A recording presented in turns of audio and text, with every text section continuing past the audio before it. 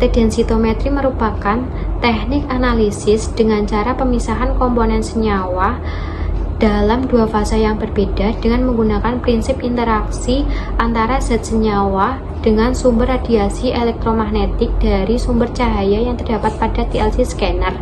Kemudian untuk densitometri sendiri itu merupakan metode analisis instrumental penentuan analit secara kualitatif maupun kuantitatif berdasarkan radiasi elektromagnetik dengan noda analit fase diam KLT.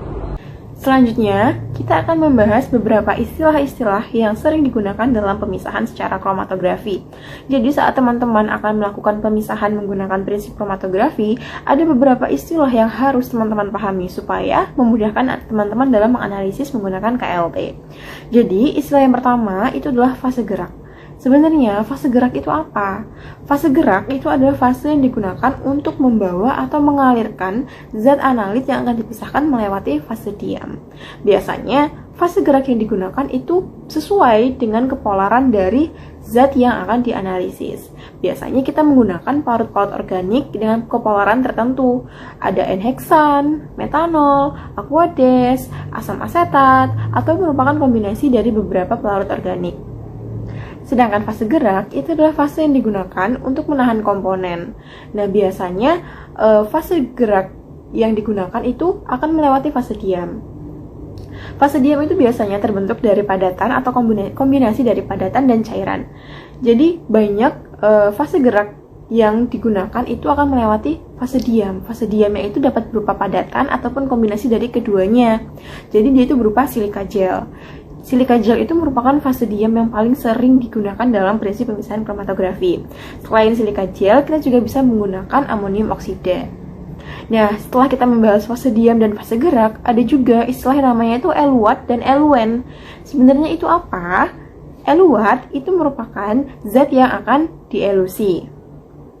Nah, sedangkan eluen adalah zat pengelusi atau zat yang akan mengelusi dari si eluat. Nah, kita akan membahas eluan dan eluat. Sebenarnya, keduanya itu dihubungkan dalam satu proses yang sama, yaitu elusi. Apa sih elusi? Jadi, elusi itu merupakan proses mengalirkan zat yang akan dianalisis melalui fase gerak kan melewati fase diam. Jadi, komponennya itu akan dialirkan melalui fase diam menggunakan fase gerak. Itu namanya elusi. TLC, Thin Layer Chromatography Scanner atau biasa orang sebut dengan KLT densitometer, merupakan suatu alat yang digunakan untuk mengidentifikasi senyawa organik dan identifikasi senyawa kelompok tunggal atau kelompok senyawa yang biasanya dalam bentuk ekstrak dan digunakan untuk analisis kuantitatif serta digunakan untuk isolasi preparatif scale. Prinsip kerja dari KLT densitometri itu didasarkan pada interaksi antara zat senyawa berupa noda pada fase diam dengan sinar radiasi elektromagnetik dari sumber cahaya yang terdapat pada TLC scanner. Selanjutnya ada komponen-komponen dari KLT densitometri. Itu yang pertama ada sumber cahaya. Itu merupakan sumber polikromatis atau sumber radiasi yang disusun dapat berupa sinar UV atau deuterium, kemudian sinar vis atau tungsten, dan sinar fluoresensi atau sinar merkuri. Kemudian yang kedua ada plat KLT itu sebagai fase diam, di mana plat KLT tersebut itu berupa silika gel yang akan melewati atau melalui fase gerak. Kemudian yang ketiga ada monokromator, itu berfungsi untuk mengubah sinar polikromatis menjadi monokromatis. Kemudian yang keempat ada celah pengotor, itu berfungsi sebagai tempat mengatur keluarnya sinar monokromatis dengan panjang lubang tertentu. Kemudian komponen selanjutnya itu ada fotomultiplier, di mana komponen ini digunakan untuk menangkap sinar yang direfleksikan atau diteruskan dan menggandakan sinar yang datang agar dihasilkan elektron yang terbaca dalam sistem sebagai data output. Kemudian itu ada detektor, di mana detektor ini digunakan untuk mendeteksi sinar yang telah direfleksikan pada fotomultiplier. Kemudian itu ada visual display, di mana visual display ini untuk menampilkan hasil data output atau kromatogram berupa peak pada alat KLT densitometri. Cara melakukan proses elusi pada KLT yaitu dilakukan dengan penotolan pada lempeng KLT yang sudah diimpregnasi dan sudah dijenuhkan sebelumnya dengan menggunakan fase gerak.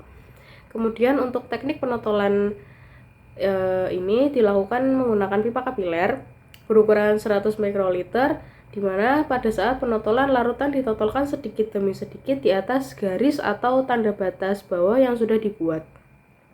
Untuk tanda batas bawah yang sudah dibuat berukuran 1 cm dan untuk tanda batas atas juga 1 cm. Kemudian apabila larutan yang ditotolkan lebih dari 1 atau lebih dari 2, perlu diperhatikan jarak penotolan antara larutan 1 dan larutan 2, di mana hal ini untuk menghindari adanya penumpukan bercak yang terjadi pada saat pengembangan sehingga dapat terbaca noda atau bercak dengan jelas yang dimiliki oleh larutan setelah diidentifikasi di sinar UV. Kemudian pastikan pada saat penotolan posisi pipa kapiler tepat di atas garis batas bawah dan posisi pipa kapiler lurus sehingga penotolan akan tepat di tengah-tengah garis. Selanjutnya saya akan menjelaskan tentang pengoperasian KLT densitometer. Pertama, pastikan PC dalam keadaan menyala dan juga alat densitometernya keadaan menyala. Kemudian buka aplikasi VisionCat pada PC. Kemudian setelah densitometer menyala, buka pintu dari densitometer. Setelah itu untuk mengeluarkan papannya, kita bisa mengetik load untuk mengeluarkannya. Setelah papannya keluar, keluarkan silika bag yang terdapat pada dalam mesin densitometer.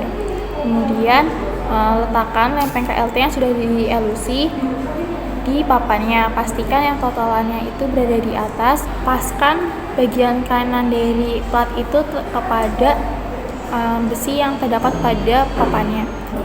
Setelah dirasa platnya sudah pas di atas papannya, jepit menggunakan 2 magnet.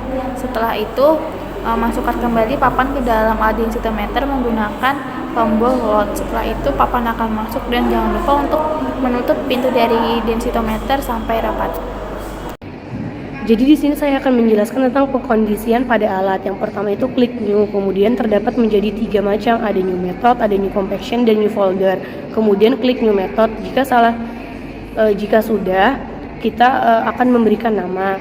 Setelah itu diklik, kemudian akan muncul pada pengkondisian, di mana pengkondisian itu terbagi menjadi 4, yang dimana terbagi menjadi 4 kolom. Pada kolom yang pertama itu ada aplikasi, kemudian kolom yang kedua itu ada development, kemudian kolom yang ketiga itu ada derivatisasi, kemudian kolom yang keempat itu ada data acquisition, yang dimana aplikasi yang biasa digunakan itu adalah monomart. Jadi diklik alat monomart hingga muncul di bagian bawah. Kemudian jika munculnya 2 kali, maka salah satunya itu dihapus. Kemudian pada kolom development dipilih pada bagian chamber yang digunakan. Pilihan chambernya itu ada ADC2, ada AMD2, dan ada chamber. Yang digunakan pada praktikum itu adalah chamber. Jadi kita mengkliknya itu chamber. Kemudian ada kolom derivatisasi, yaitu derivatisasi sendiri itu adalah plat yang kita punya itu diberi reagen atau disemprot dengan bahan kimia yang dapat menimbulkan warna, tetapi kita kemarin tidak melakukan itu, jadi untuk bagian derivatisasinya itu dilewatkan saja. Kemudian lanjut kepada kolom 4 yang dimana itu terdapat data acquisition atau alat yang digunakan. Nah, jadi alatnya itu ada 3, ada visualizer 2, kemudian ada scanner 4, dan ada scanner 3. Nah, untuk alat yang sesuai yang ada di laboratorium kita itu, alat yang sesuai bentuknya itu tuh kita menggunakannya itu scanner 4. Jadi kita itu memilihnya itu yang scanner 4. Setelah itu kita akan pilih finish step division. Oke, baik, selanjutnya di sini saya izin menjelaskan mengenai pengaturan plat KLT pada komputernya. Yang pertama kita buka dulu tuh platnya yang ada gambar di kiri bagian atas, tapi 2 kali. Kemudian akan muncul apa yang akan kita isi untuk menyesuaikan plat tersebut. Nah, di sini yang pertama ada plat manufacturer, yaitu mark, sudah sesuai ya. Kemudian ada stationary plat, yaitu plat apa sih yang kita gunakan. Nah, di sini kita menggunakan plat silika gel 50F 254. Kemudian kita isi untuk panjang dan lebar dari plat yang kita gunakan, yaitu yang pertama ada wide atau dari lebarnya, yaitu di sini kan menggunakan milimeter. Nah, jadi kita harus mengubah dari 4 cm menjadi ke milimeter, jadi kita isi 40 mm. Kemudian yang kedua ada height atau tinggi dari plat tersebut, kita di sini menggunakan 10 cm atau dapat kita isi 100 mm pada komputer. Kemudian kita klik ke application type, yaitu tipe apa yang KLT kita gunakan. Kita menggunakan spot karena bentuk cuplikan ya. Kemudian akan muncul beberapa pilihan, kita klik ke segitiga pojok itu untuk mengisi. Yang pertama ada application position untuk Y, yaitu jarak batas atas dan di atas bawah itu berapa cm. Nah, di sini kita menggunakan 1 cm atau 10 mm, kita isi 10 mm. Kemudian yang kedua ada first attract, yaitu adalah jarak penotolan pertama, yaitu kita isi 10 mm. Kemudian yang selanjutnya ada jarak antar totolan. Nah, di sini kita menggunakan 3 totolan dan jarak antar totolan ininya itu 1 mm, 1 cm atau dapat juga disebut 10 mm ya. Kemudian yang terakhir kita ke solvent form pack, yaitu jarak elusinya itu berapa. Nah, di sini kita menggunakan 90 mm ya, karena jarak elusinya itu kan aslinya 9 cm, kita ubah ke milimeter jadinya 90 mm. Kemudian kita klik OK dan akan muncul gambar plat yang sesuai dengan apa yang kita kerjakan. Terima kasih. Lalu alur selanjutnya yaitu development. Development ini untuk mengatur fase gerak dengan cara klik mobil page, lalu klik fase gerak yang akan kita amati. Contoh fase gerak yang saya ambil yaitu metanol, asam asetat glasial, aquades dengan perbandingan 28:3:69. Lalu klik OK. Kemudian atur alat dengan cara atur wavelength atau panjang gelombang. Lakukan analisis dengan satu-satu dan panjang gelombang tersebut dengan cara masukkan panjang gelombang tersebut. Lalu klik OK dan lihat pada bagian kiri terdapat description. Pada description masukkan nama sampel, volume, tipe reference, dan sampel.